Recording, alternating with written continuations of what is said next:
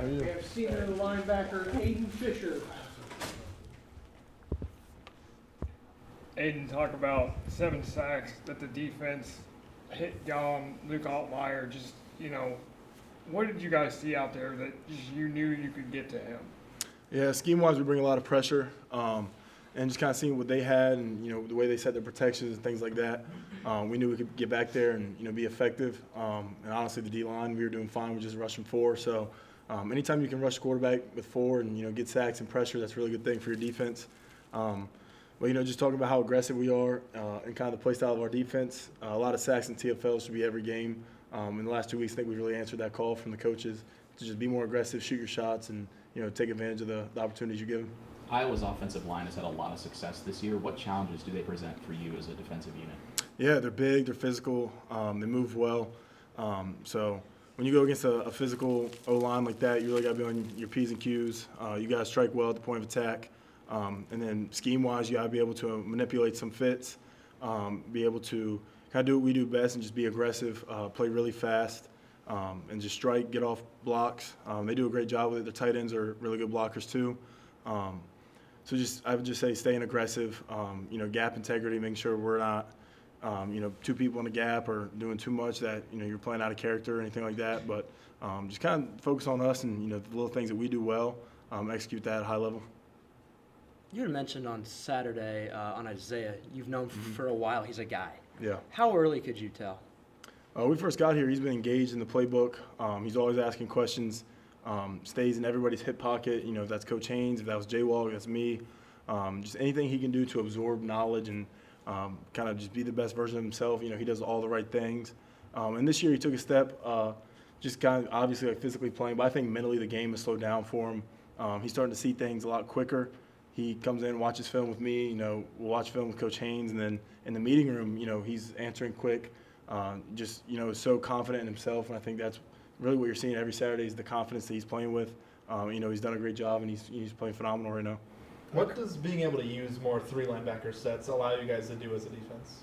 Yeah, for teams, especially like Iowa, when they get in heavier personnels, and Illinois as well, the 12 or 13s, anything like that, you're able to kind of match that, be, bigger bodies, if that's D-line or, bringing in an extra linebacker.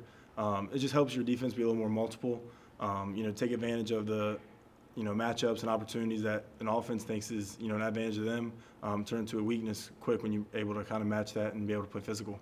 Coach talked last couple of weeks in terms of like the secondary and some of the breakdowns there. I know it's not obviously your position group, but maybe the defense, green dot. Like, how do you kind of help and what can you do to sort of, I don't know, be a voice there to try to help get things smooth out?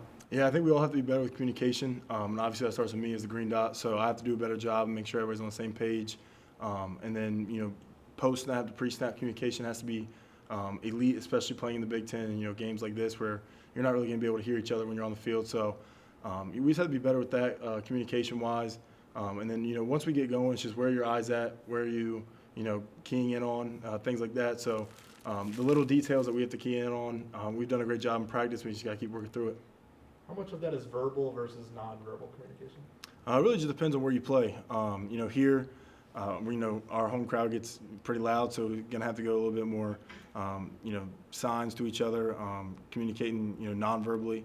When you play at other stadiums, it doesn't really get as loud. They're offense on the field, so you're able to communicate verbally. But, we always want to have a plan to where, like, if you can't hear me, I have a signal for you, things like that. But just have to be cleaner, especially pre-snap with it. What are the challenges of playing on the road when crowd isn't as much of a factor on defense? Yeah, the key plays, they're always going to get loud. You can get heckled on the sideline, things like that. Obviously, defensively, it's not going to be as loud as, they try to be quiet for their offense. But just kind of going into a new environment, it's hostile, it's loud. All those things that play into it, you just got to kind of stay level-minded and kind of block out all that noise and just focus on, ourselves and make sure our communication is key. And not letting other stuff affect us, especially the outside noise with it, especially when we're there. There's a lot of tradition around Iowa football, a lot of culture there. What's the excitement level to be able to play in a place like Kinnick? Yeah, it's a historic stadium, really good venue. But at the end of the day, business trip, we're going there to, win a football game. So, you can't be consumed by, the history and tradition there, but obviously a really good experience. How do you take the experience of those 2 games last year on the road and take it into this year? Yeah, I mean, I think it's something that you had to learn from. It got loud. I think at times it did, falter our communication at times. So just have to be better with that, making sure that we know it's not always going to be verbal. It's going to be a lot of signs to each other, a lot of nonverbal stuff. So just taking that and, acknowledging it, but, moving forward with an effective plan. How much have you watched their quarterback? Did you go back to his time at North Dakota, or did you just mostly watch the season? I've watched all the games this year and then a little bit from last year, strictly on Iowa as more of a scheme, but a very talented player, can throw it well, very effective runner, just a good player all in all. And I know he's a really good leader for them. You see some of his press conferences. He wants to be the reason that their team is winning games. So he presents a good challenge for us, but I think we have a really good plan for him. 2 more. Coach Ignetti said that Iowa would be a much tougher challenge than Illinois. How's he kind of communicated that to you guys? I think it's really just going forward to the next game. We know the challenge that they present, a really well-coached football team, always physical, always in the right place, really disciplined. So, and we're the same way. So it's going to be who can, break the other team's will first. And, just making sure that we're playing to the character of football that we know. But, they do present a really good challenge, big physical offensive line, a lot of gadget guys. I know the returner plays some offense as well, receiver, running back, use them in a couple different ways, but they have really good players and a really good scheme. When it comes to Gronowski and his ability to run as a quarterback, just how do you make sure that you're disciplined and reading the play the right way? Yeah, I mean, I think it all goes back to, pre-snap, make sure we know where everybody is. You have to key in on number 21, who's, that returner, that gadget guy for him. And then just knowing, is your end a surfer? Is he not going to surf? Is he going to, attack the dive?